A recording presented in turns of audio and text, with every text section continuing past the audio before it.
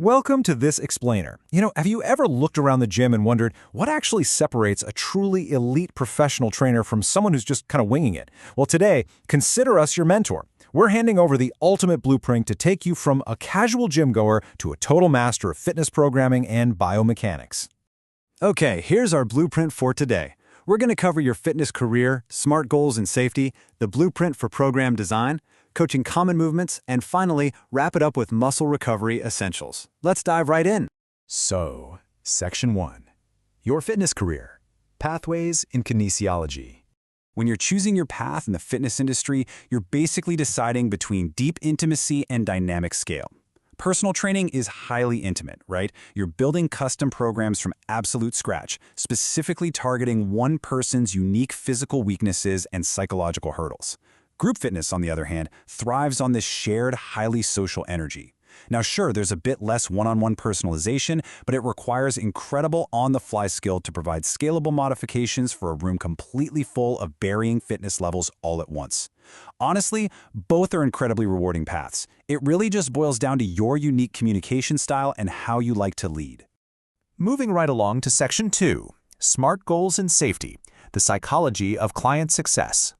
Listen, even a world record program is going to fail if it doesn't align with a client's specific lifestyle. Take Michael Phelps, literally the most decorated Olympian of all time. He notoriously put away up to 10,000 calories a day during peak training.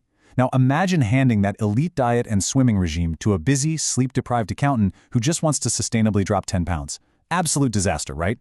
A program is only as good as it's fit for the client's available time, their current baseline, and crucially, their personal enjoyment, because if they hate the workout, they're simply not going to do it.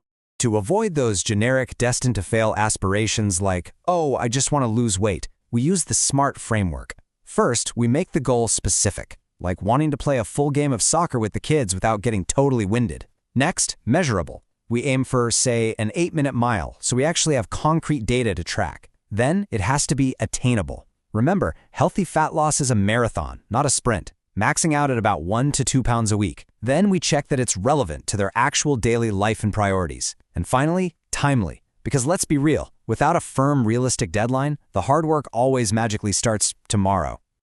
So, let's put this into practice right this second. What is a specific, measurable, and timely goal that you want to achieve? Take a literal second right now to think of one for your fitness and maybe one for your education. Got it? Okay. Write them down and slap a deadline on them. That right there is step 1 of real programming. All right, Section 3, Blueprint for Program Design, the Science of Adaptation. I absolutely love this one. The legend of Milo of Croton is basically the perfect ancient metaphor for the most fundamental rule in kinesiology. So Milo was this legendary Greek athlete who carried a newborn calf over his shoulders up a mountain day after day.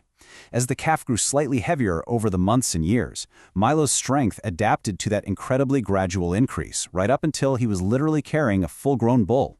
This isn't just a cool myth, it's the exact biological blueprint for human muscle growth and physical adaptation. And that golden rule is progressive overload. Now, it's actually super counterintuitive, but strenuous exercise doesn't build muscle in the gym. It actually creates microscopic damage to the muscle fibers.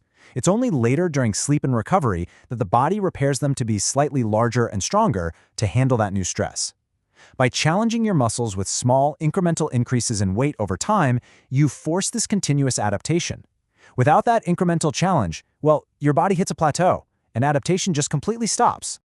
To actually program that overload strategically, master trainers rely on the FITT principle. Think of this as your professional control board. You basically have 4 distinct dials you can turn when customizing a routine: the frequency of workouts throughout the week, the intensity or difficulty of the weight, the time spent exercising per session, and the type of modality or equipment you're using. So, taking those 4 dials, frequency, intensity, time, type, how would you adjust them to design your perfect week of training? You see, if a client hits a frustrating plateau, you don't actually need to reinvent the wheel or write a totally new program. You just tweak one of these dials. Maybe you marginally increase the intensity, or maybe change the type of exercise entirely. This prevents mental boredom and physically forces the body to keep right on adapting. Now let's untangle a super common misconception that even seasoned athletes get wrong all the time. Flexibility is simply about the ability of a muscle to passively lengthen, like touching your toes. Mobility, however, is a whole different ballgame. It's about the underlying health, control, and full active range of motion of the joint itself.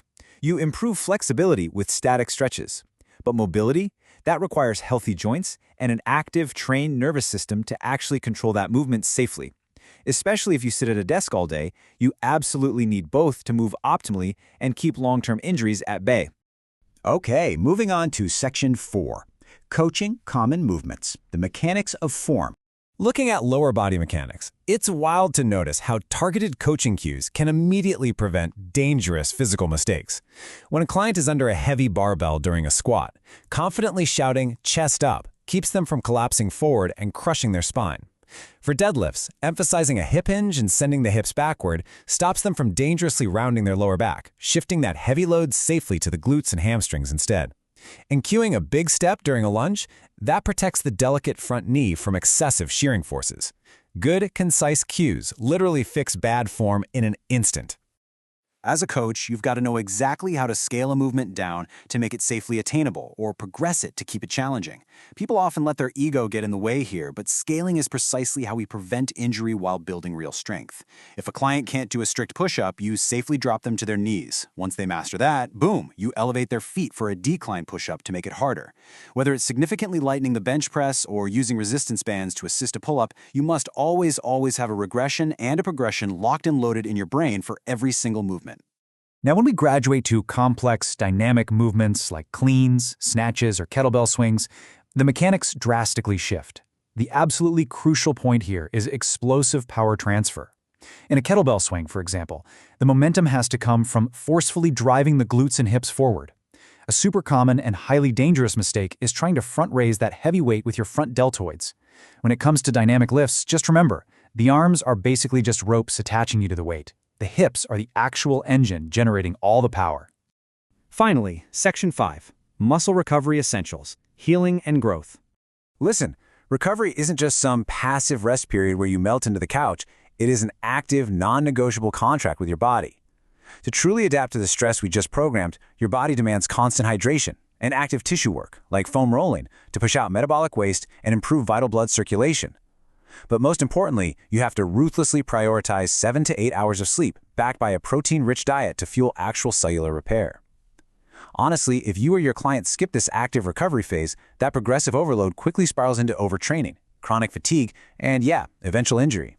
So, armed with this foundational blueprint covering everything from psychology and SMART goals to biomechanics and holistic recovery, the next step is totally yours. The gym floor is packed with people waiting for someone with the right knowledge to safely change their lives. Are you ready to turn these principles into an official certification like ACE, NASM, or NSCA and step up as that leader? What's the one habit you're going to change in your own routine today? Thank you so much for joining me on this explainer. Keep training smart, and I'll see you next time.